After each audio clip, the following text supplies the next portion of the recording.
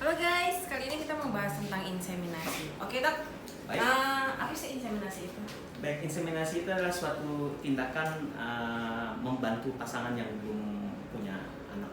Jadi sebetulnya inseminasi ini sudah masuk kepada tahap kedua dalam membantu pasangan untuk memperoleh keturunan. Gitu. Berarti kemudian syarat inseminasi biasanya apa aja deh dok? Syarat inseminasi yang jelas, untuk inseminasi kita harus melakukan USG dulu pada ibunya. Kemudian kita lakukan HSG untuk ibunya untuk menilai ini nih, saluran tuba, saluran telur ini, ya kan, apakah ini baik atau tidak. Karena nanti kan inseminasi itu kita memasukkan sperma laki-laki ke dalam rahim, dan dia akan tetap melalui saluran tuba ini untuk menemui telur si perempuan. Jadi yang ketiga juga kita tetap harus lakukan analisa sperma untuk suaminya. Oke, kalau gitu kapan ya dok bisa mulai untuk inseminasi ini? Sebenarnya inseminasi ini bisa kita mulai kalau seandainya pemeriksaan USG bagus, HSG bagus, analisa spermanya juga memenuhi syarat, ya kan?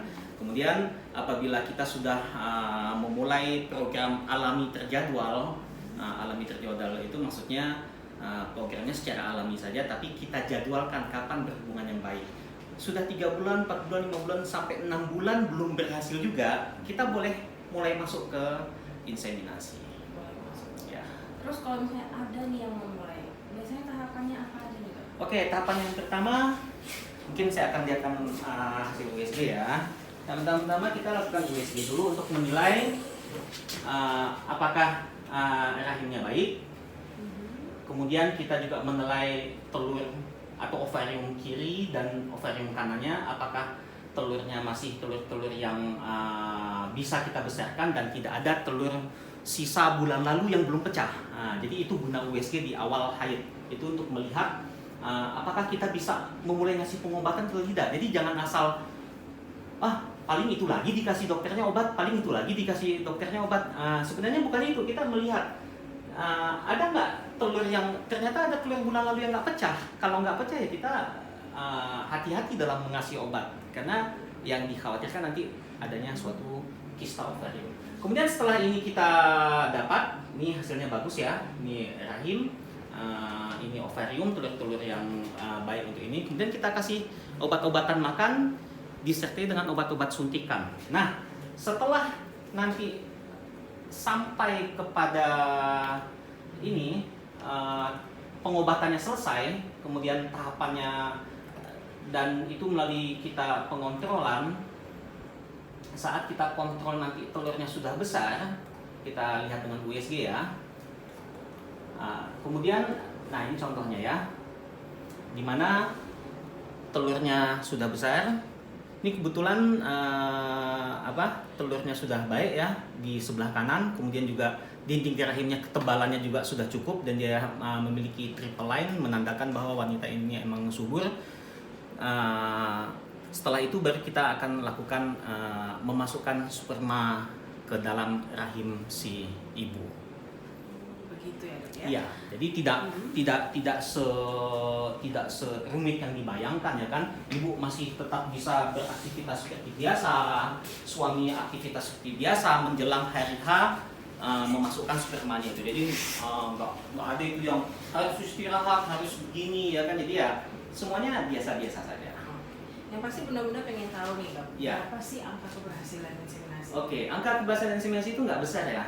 Angka keberhasilan inseminasi bisa antara 10 sampai 15%. Tapi kalau kita balik, ya kan, selama ini dengan alami tidak hamil, berarti kita mengharapkan dengan inseminasi dia bisa jadi.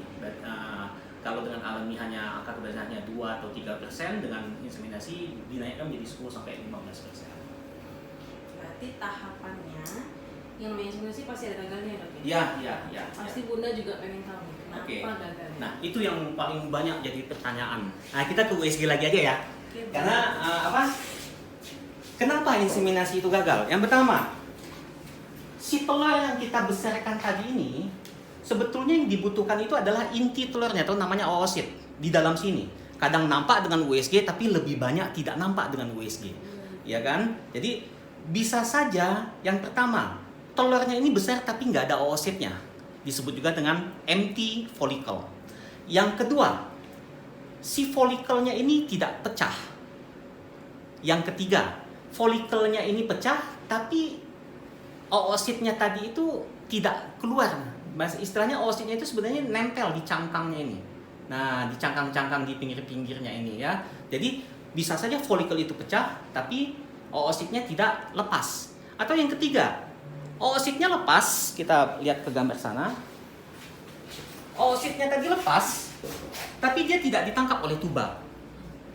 Atau oositnya lepas, dia sampai ke tuba, sperma yang kita masukkan tadi itu nggak sampai ke sini. Jadi mereka nggak ketemu. Atau mereka ketemu, tapi mereka nggak jadian. Jadian itu maksudnya, jadian itulah yang disebut dengan pembuahan, di mana sel sperma menembus oosit tadi. Jadi mereka ketemu, setelah ketemu mereka si sel sperma harus menembus, ya kan? Jadi bisa saja ternyata mereka tidak jadian, istilahnya mereka tidak jadian ya. Atau bisa saja mereka jadian, tapi mereka tidak membelah.